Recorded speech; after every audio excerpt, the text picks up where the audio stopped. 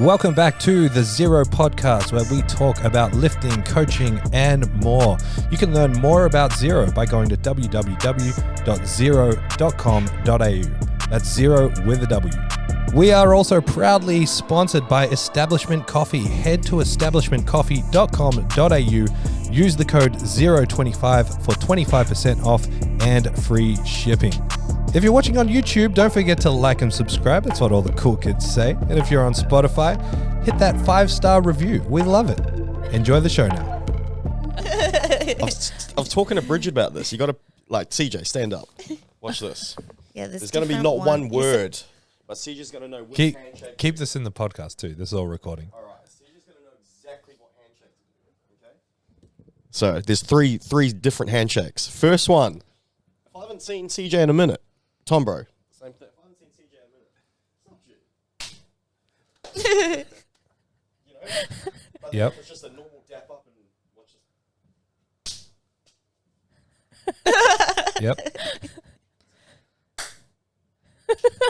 Okay, and then white people doing business.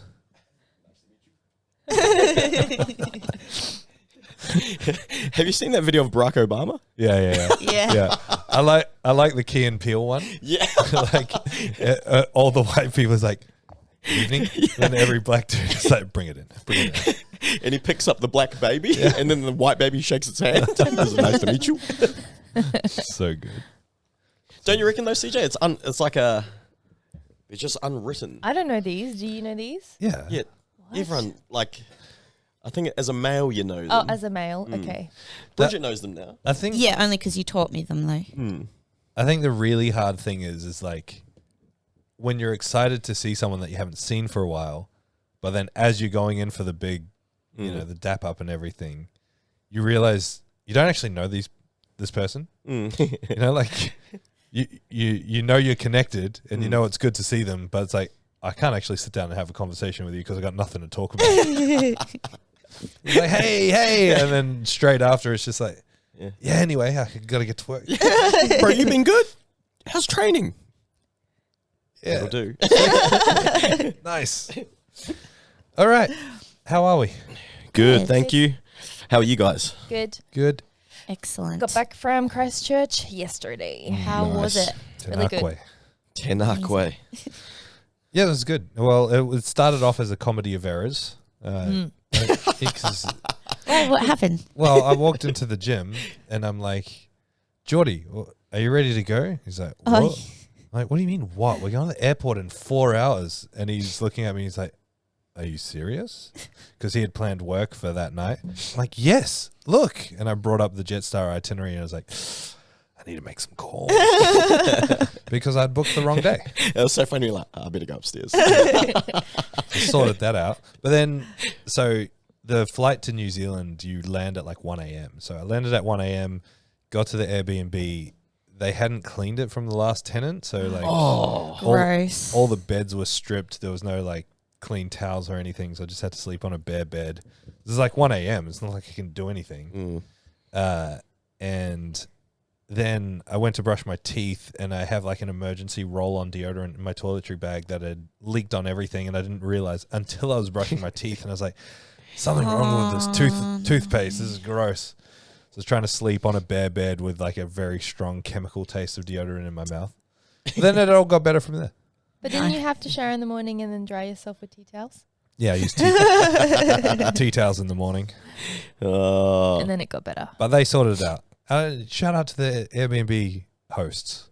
They were very good about it. Good about what? They were not good about it. Your room wasn't ready. Yeah, mistakes happen. Yeah, I've had that happen a couple times. What do you mean? But they have one Airbnb. I'm assuming they've got one Airbnb. I think it was Turkey that we rocked up to the Airbnb and it wasn't ready. Was it Turkey? I don't know. Oh. I don't know what you're talking about. What happened? Never mind. I just thought it wasn't fully cleaned. Yeah, I don't know. Okay. Maybe. Can't remember. Anyway, we went to New Zealand. That's our story. Nice. How was the comp? Good. Yeah. Really chill. I didn't realize it was the first proper One that they'd had there. We saw the photo. The setup looked amazing. Very jealous. It's the perfect gym for a competition. Yeah. It's really the model of Zero I want to. Yeah. It's the abide layout's by beautiful. moving forward. It's kind of like the perfect size to create a like we can play around with the layout as much as we want here, but there's very few square meters of floor that we can't use.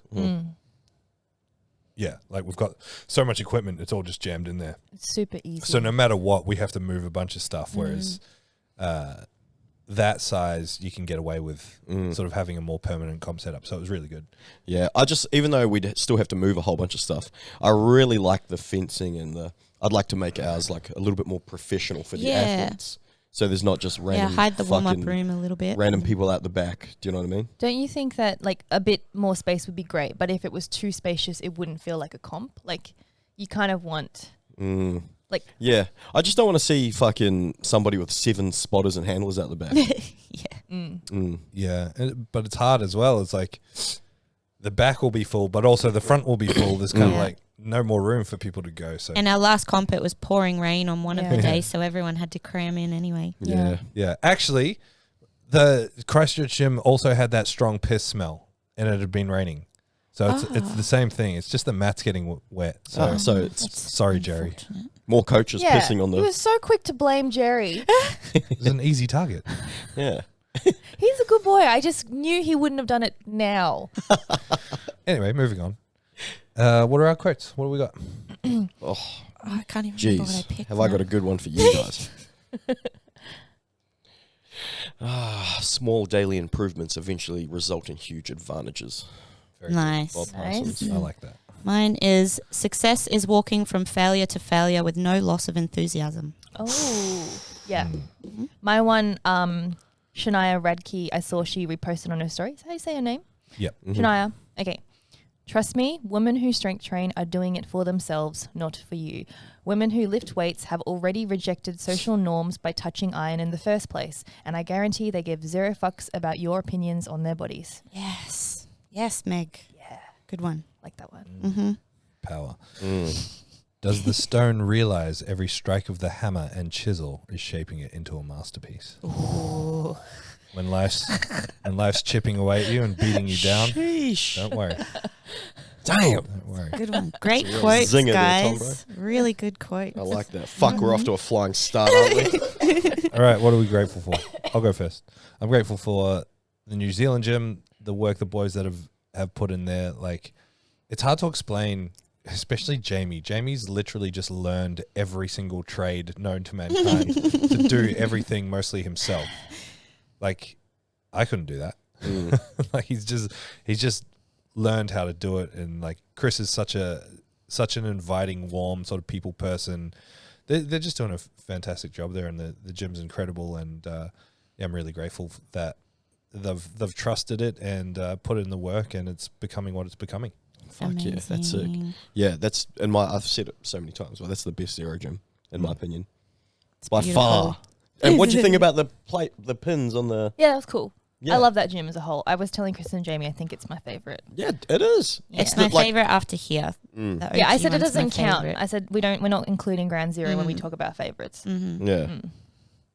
Yeah, I love it. Everyone in their head is like, yeah, we are.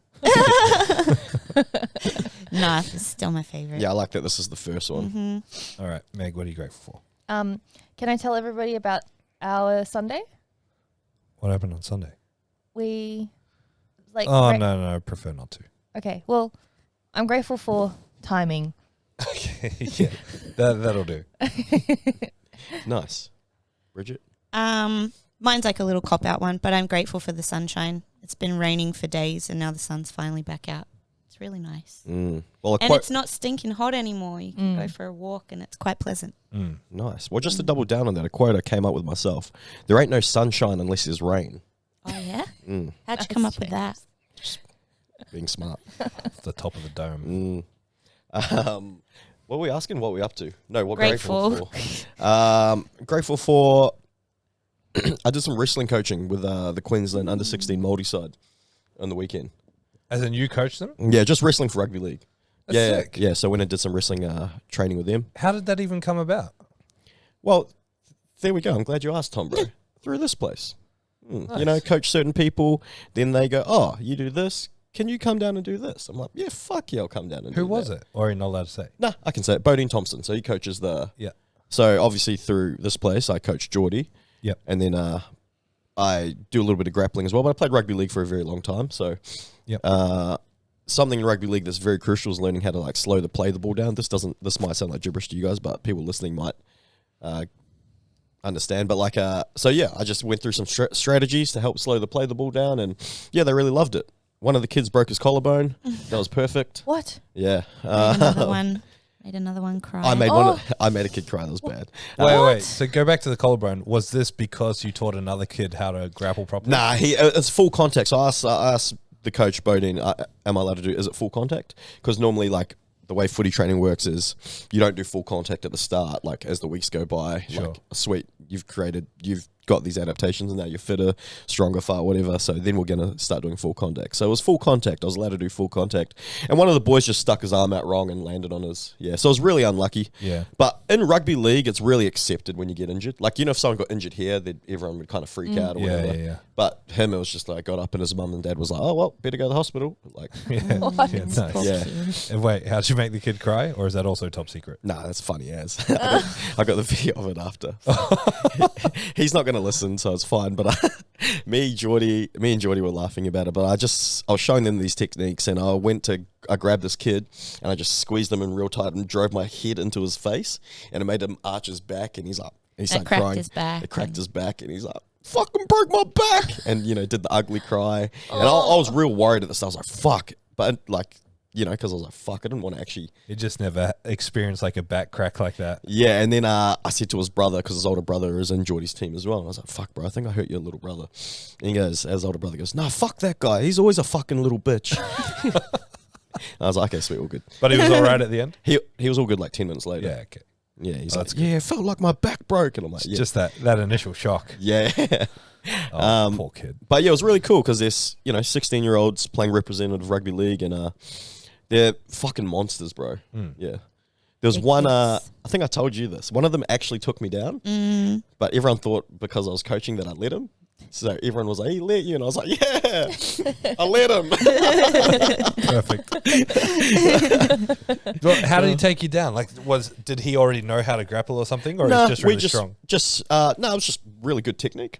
Yeah. Like, it's really... Good coach. Yeah, it's really instinctive for a lot of rugby league guys to be. So when rugby league guys start doing, I don't know, some kind of grappling or combat sport or whatever, they're really good at the takedown side of things and like sprawling and staying on their feet.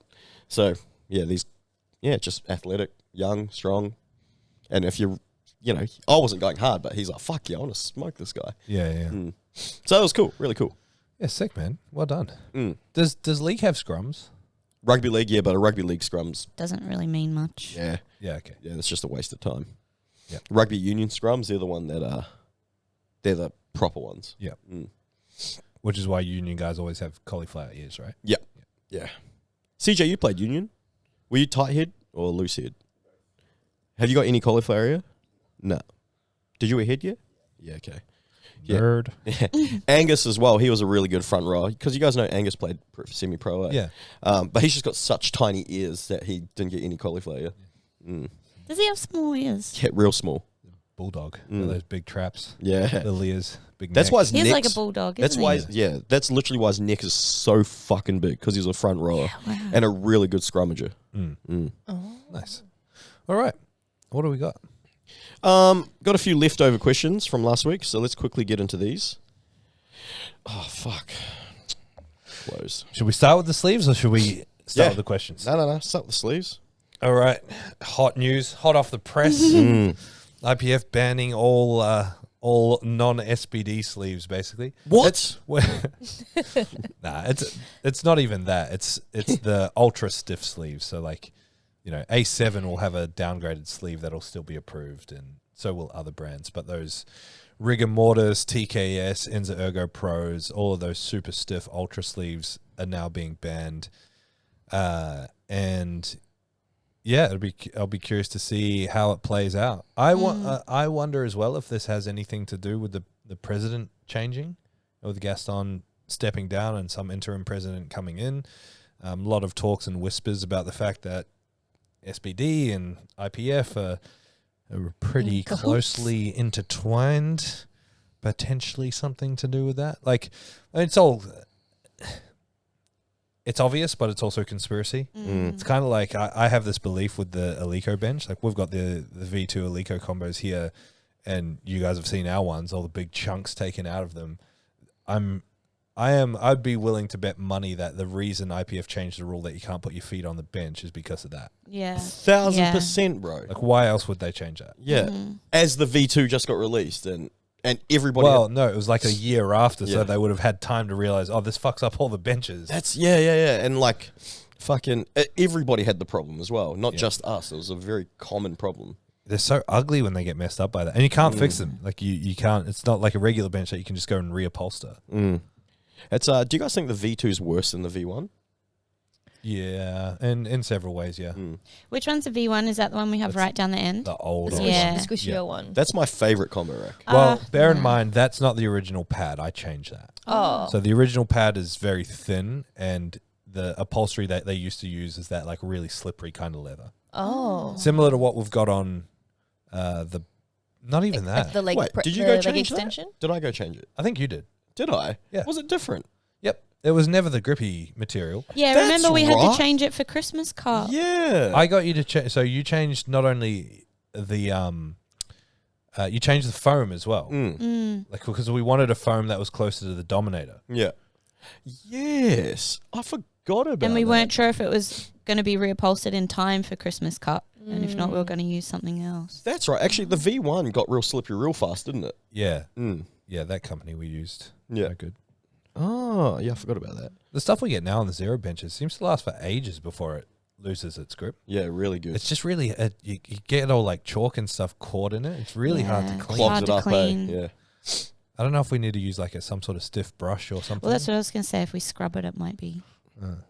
It's not absorbent, is it? Don't think so. Okay, Nah, good. It's just rubber. Yeah. So, the knee sleeves. So, we Yes. were just watching a video just then. Yep. And it was talking about how it's, because the rules are in the IPF. Yeah, well, the interesting thing that the IPF has is that it can't. It's got this one line that it can't give appreciable support, and this is what I hate about powerlifting rulebooks. They put in these terms that they can then decide what that means. So, like you, let's say you're manufacturing a new set of sleeves, and you read this, it can't provide appreciable support. There's no measurement of what that is. So what does that mean? So they can just decide, okay, well, we want to make it so none of these sleeves are okay, but these sleeves are. Despite the fact that all of them you could argue contradict that rule. Because did you ever lift in rebands? Yep. Like the old school ones? Like when the original SBDs came out, I remember because I borrowed your headband. I put on all this like IPF stuff. I think I used your elbow sleeves as well. I put on sleeves on my elbows, sleeves on my knees. I put on like decked headgear and made fun of IPF for these sleeves. And I used to write in my stories wearing the SBD knee wraps because they were so supportive. Now these days we put them on and be like, these are shit compared to the super sleeves, but like, they do provide quote unquote appreciable What does support. appreciable mean? That's what I Exactly. mean. Like, can you, if you get told, oh, you can't wear them, it's like, have I got a case where I can go to court and be like, hey, fucking, Exactly. That would be what's arguable. What is defined as appreciable support? yeah, why are you to judge that these are, how do you know? It's like rating someone else's RPEs. It's like, how do you truly know? You don't. You're just, If they found out that there was some kind of agreement between the two, is that some form of gouging, or is it just for anyone? no, that's what I thought. You'd think so. It's like they're trying to monopolize the game, and so you can only buy these brands to an extent. Yeah, look, I'm not totally against that. So wait, I'll call Daniel and be like, hey, bro, Zero equipment representative here. I want all these other combos banned immediately. Well, do you know the good thing about that, though? That's actually, I'm with that because, it's more affordable. It's better. I'm glad you raised this. Yeah. No, but yeah, I wonder. There's probably some sort of like fair trade laws that it infringes upon, but nothing's ever going to come out. If it is true, it's like people are careful about that stuff. So, I'm a bit of a I'm too nice. I want to believe that it's not true. That the big question for me, and I'm curious as to all of your thoughts, what happens to the records? Because like now all of these squat records and total records have been broken with people using these sleeves. Do they just stay? Like what was it? And it's happened so quickly as well. It's been like a few years. Well, you relinquish the records of people that have tested positive for performance-enhancing drugs. Their names are like removed from the records. Like essentially, you were using performance-enhancing equipment. I'm not being serious. But you weren't when you broke the record. Yeah, they decided to change it. Yeah, because if I was a record holder and you said, well, you were wearing these sleeves and we don't allow them anymore, I'd say, but you allowed them then. Yeah. It was within the rules at the time. So you can't take my record away. Drugs is a little bit different because you're cheating, but these people aren't cheating, right? Yeah. It's because it's the same with the Kabuki deadlift bar, except the big difference is that there was only one Kabuki deadlift bar, whereas like every company has altered. And I wonder, I'd be really curious to know, because I don't know if you guys know how much it costs to get stuff IPF approved. It's like tens of thousands of euro. Like I think it might be something close to 40,000 euro per product. Jeez, what? Per product line or something. Because there was a big controversy with, you might remember the Mark Bell stuff. So the Slingshot release sleeves got them approved, and then they did the same thing to him. They unapproved them basically, and he had spent thousands and thousands and thousands of dollars getting them up and running, and she end up with all the stock that's like what. So what happens to these companies? Do they get their money back, or is it timed such that this August 18th date that they've listed, is that the end of the approval period? I'm really curious to know that side of things. Yeah, which I don't think we'll find out. Were they the strong sleeves? Yeah. You had them. No, well, there would have been a pair floating around. Did you used to wear blue strong sleeves? No, not me. No, Ricky did. Ricky did. Yeah. Well, that's like because companies like I have no doubt Inns is still going to be because they make other great lifting equipment, and they've been around since the 80s. Yeah. But like they've got such a hot in demand product that's always sold out. Like you'd be fucking pissed off if you're them. Yeah. And like they're sold out, so that means they've spent a whole bunch of money manufacturing them again, so they can have I don't know, fucking a ton of stock that they can't move now. Yeah, hundreds of thousands of dollars of stock that is relinquished. Yeah, for sure. Weren't all brands except SBD already banned from Worlds before this? I don't think so. You might be thinking the fact that the Australian team will be sponsored by SBD, and they can only wear SBD over so there. Australian team can't wear their own Inza sleeves. Okay. Yeah, by contract they have rules around what they can and can't wear as part of the team sponsorship. But that wasn't from the IPF itself. I guess it was like a matter of time before it happened then, because there was already some stuff going on. Yeah. Huh. Interesting. Do you know what though? Like you never really heard any knee wrap slander from the IPF crowd ever since the super sleeves came out.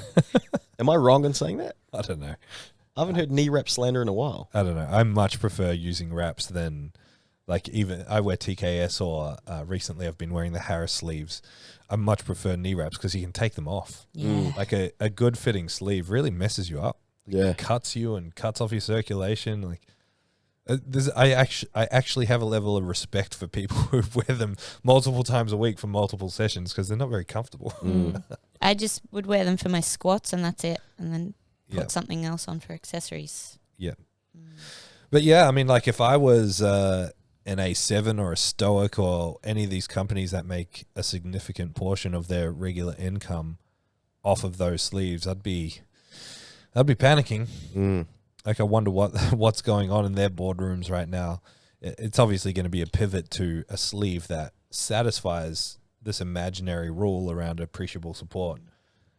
But again, it's like, how do they measure that? How are they going to broadcast that to those companies? And why don't SBD just make a super stiff sleeve? Yeah. I don't know. Maybe this was all preordained as part of the conspiracy. Maybe SBD owns A7. But none of this is true. I'm just because you know what I was about to tell you? So I was the first person. I reckon I was the first person in Australia with A7 sleeves. Yeah. Probably. I messaged them on Instagram and asked them if I could buy some. Yep. I know it doesn't really affect us, but it's just annoying. It just makes it a little bit less accessible for everybody. It's annoying. People are going to have to replace things. It's already expensive enough. I don't think powerlifters have a problem with replacing powerlifting equipment. I guess not, but some people just like they have to save up a lot to Yeah. buy a new Oh, belt 1000%. or Yeah. you know a new pair of comes sleeves. back Well- to our previous topic of powerlifting on a budget. Yeah. Not everyone can afford it. Especially in Australia now, you can only buy direct from SBD. Not even City Strength? No, City Strength. I mean, Oh, like okay. you can only buy from City Strength. Like if you want to Oh. what I'm saying is there's no distributor anymore for A7, for Inza. Stoic, for Inza, for Yeah. any of those because they were all loaded lifting and loaded Yeah. lifting went bust. Whoa. And that's, I mean, City Strength, they sponsored the Zero Pro last year. All power to City Strength. Love those guys. Always super accommodating to us when we go down. Like I was trained there. Last time we went down, Meg took her clients out of there. John and Greta, huge shout out to those guys. They do a great job with City Strength. So don't get me wrong. I'm not trying to say anything negative there. But I'm saying, yeah, there's no, like if people want to buy this stuff, they need to spend US dollars and spend US dollars shipping to get this stuff. So any IPF lifters that want to replace their stuff in Australia, it's going to be expensive. Yeah. Okay. Yeah, fuck. Well, Unfortunate. people are going to forget about this in like a couple weeks and it's going to be something different. Yeah, well, Yeah. let me tell you something. I'm not competing in the IPF again. Ever since this rule came That's out. it. That's where I draw the line. Well, I'm meant to be the APL rule guy, so I'm going to have to. I was looking at the wording of it this morning, and so our rule in APL speaks to sleeves are neoprene, and everyone needs to understand that neoprene is rubber. So neoprene is elastic, and so like if you look at the principle of how a knee wrap works, it's elastic material, it stretches, that provides rebound. Sleeves are no different, and so the reason that the stiffer sleeves provide so much more rebound is because they're stiffer. They're not thicker, but the density is higher. There's more elastic material theoretically because of the density of it, right? So I don't think we need to change the rule around that unless it's proven that these super sleeves are not true neoprene, and I believe they are. They're just extremely. There's two types of neoprene. There's like I think it's called CRC and another one, just technical mumbo jumbo, but the stiffer neoprene is very brittle. It doesn't last very long. That's why your sleeves tear really quickly with these super sleeves. It's not because the sleeves are shit. Like it's not because A7 or Titan or Harris is making bad sleeves. It's because they're not designed to be used like that. Like malleable. No, they're not. They're like it's designed specifically to be stiff. It's not meant to be going around corners and bending and moving back all the time. That's why they tear so easily. But anyway, Yeah. like I changed. I remember when we were adapting the rule book originally from the old IPL rule book, I changed some of the language around it because it would say things like the sleeve can't have any rubberized material, whereas neoprene is rubberized material. So I think our wording's all good as long as it's true neoprene. But yeah, I'll be curious to see what the bigwigs at APL want to do about this. Well, like when you look at neoprene on a molecular level, Yes. it's what he's laughing for. Well, bro, it's like you were saying to me earlier. It's like champagne and wine. Yeah. It's just wine. It's all wine. carbonated. It's got bubbles. Yeah. Don't know what that's got to do with neoprene. Can't remember just what a the guy said. Bubbly rubber. It's Bubbly rubber. Bubbly rubber. There we go. Nice. Should we rip into some questions? Yeah, go on. I got 5 minutes. Love ripping. like my sleeves. How the archives? So we're just going to go through some of the leftover questions. I like doing last week's podcast, so we should do more episodes where it's just questions. Yeah. That was good. So, how do you handle client expectations versus sometimes a slower reality? A what reality? Didn't we talk about this last week? We definitely did. Yeah. We may have. Mm-hmm. Why are some novice comps APL? It forces newbies into buying suits, memberships, etc. It's a turn off. What? I think that's a complete misunderstanding. Yeah. There's no such thing as an APL novice comp. There's a lot of Daniel's encourages, if people are having a hard time selling out APL comps, he encourages them to attach a novice flight or two to that comp to both fill it out because you're running a comp anyway, but then you're able to provide a prize being APL membership to the overall lifters. So they're true novices. They don't pay as much. They don't have to join the federation. They don't have to wear a suit. They don't have to buy any of the gear. So that's just a misunderstanding. That one. Deloads. How often do we need them? What's the purpose of them and how to program them? All right. I know why this question was asked. This question was asked by Reem because I coached someone else who said, they didn't get a deload this week. But, like, the deload is just the name. If I called it week 5 and just had a reduced... If I just reduced the intensity or volume in any given week, like, that's a reduction in overall workload kind of thing. That's a deload. Yeah, it's the power of labels, right? Yeah, like I Could you call it an active recovery week? Yeah, you people can. would respond better. Well, a lot of people program it as week 1 and call it an intro week. So That's like like your block ends at week 5 and then week 1 is intro week, but it's really just a deload from the last block. Like, so here's where the premise of this comes from. Tom, bro, like, we do all our programming in 5-week blocks. Most of it, yeah. Yeah, and sometimes it doesn't line up. Like, sometimes comp is 21 weeks out. So you have to make an adjustment somewhere. Yep. Which is fine. So the adjustment I made was I just reduce this, and this week. And then it means we'll be able to go straight into this block kind of thing. Sure. Do you know what I mean? That's all a deload is. So technically we did deload, but it wasn't a traditional every 5th week it was a deload. Sure. So yeah, I think that's just where it I don't... Yeah, so the to answer the question, the point of a deload is to decay fatigue, to recover. Essentially, if you zoom out, it's to keep the training quality as high as possible all the time. You can't just train balls to the wall all the time because the goal with training is to fatigue yourself more than you recover from to create compensation, to create adaptation, right? So you like build fatigue across a block to the point where it accumulates and you need time to recover. That's what the deload process is. And so you've got a couple of options. You've got active or reactive deloads. Active is when you plan them like we do. So we do 4 weeks on, 1 week off. You've got reactive, whereas you just go until you feel like you need to. And the problem with there's pros and cons to both. The problem with a reactive deload is that you can overshoot and end up too late. Think you don't need a deload when you actually do, and then the next week ends up being a train wreck, and psychologically that can be damaging to your programming process. One of the cons to proactive deloads is that sometimes people feel like they don't need them, and it's our job to modify the programming within the time frame to make it such that the volumes accumulate enough fatigue to justify a deload. So regardless, I mean, that's the whole point of a coach. We're there to tinker with things to make it work for you. So our deload is important, yes. What's the purpose? To keep training quality really high, to provide some recovery. Anyone want to add anything? Yeah, it's just a title. It's just the name. I'm curious, James, is Reem asking you this because she sometimes doesn't feel like she needs it by the 5th week? No. She trains.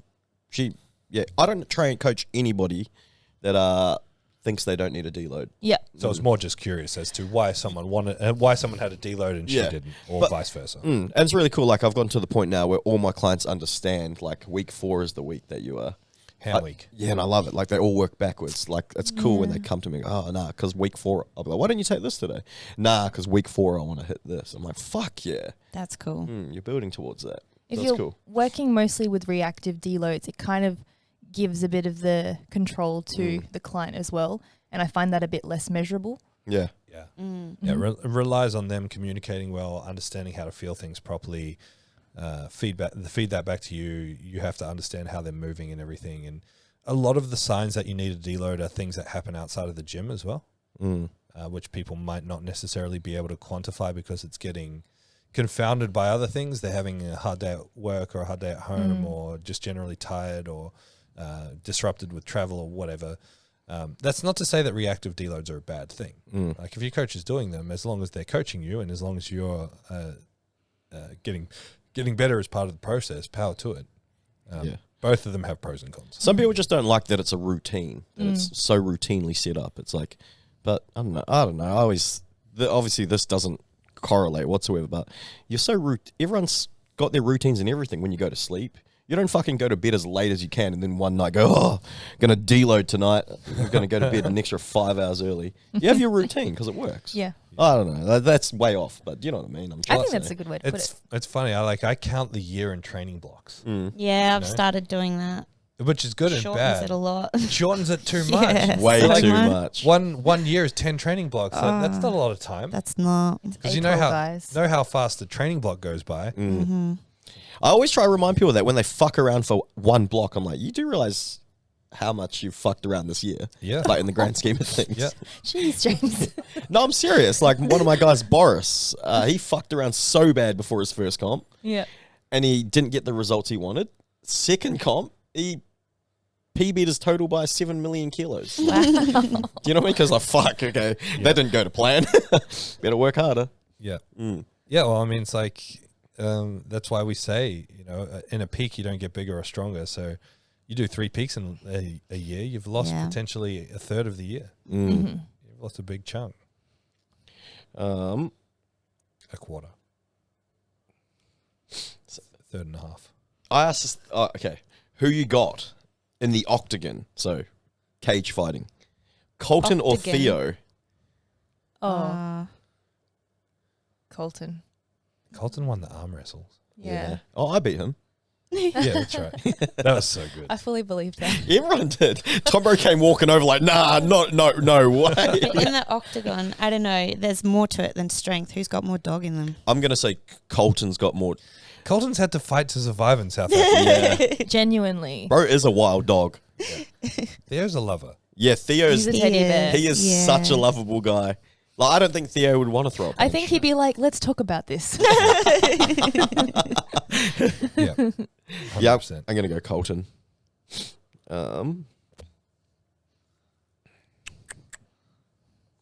Who would you guys have, James or Daniel? Daniel Carpenter. James. Me! I could never punch Daniel. James or CJ? Oh. CJ. CJ, sorry. What the fuck? No, I wouldn't want to take a punch from CJ. That's where I draw the line right there. I don't think anyone wants to take a punch from CJ. I've seen CJ's fight, the video of CJ's fight and the video of your fight. And I reckon CJ's got you. All right, sorry. right. Well, I bumped into Matty Bro the other day. CJ or Matty Bro? CJ. Really? 1000%. Why, is Matty Burr a fighter? No, but CJ's actually got hands. People don't realize this. CJ's did boxing and can actually, CJ's like on a superhero movie, like the killer that's become a monk and has to be a monk to subdue the killer. And it's like there's like one secret code And to unleash the No, killer. the world's and then ending, so he has to like take off the... Yeah. And bro's a man of God. Yes. Soldier of God. He's got him on his side. Isn't that right, CJ? I don't know. Matty Bro's scary. Yeah, no, I've still got CJ. Well, one way to find out. Let's tee it up. Do it on the podcast. Done. And we'll do it. What's that? There's some fight style, old school martial arts, where you're not allowed to move your feet, so you just stand there and bang. Oh. What? And we'll make it a charity match in the charity Zero. Contact me for donations.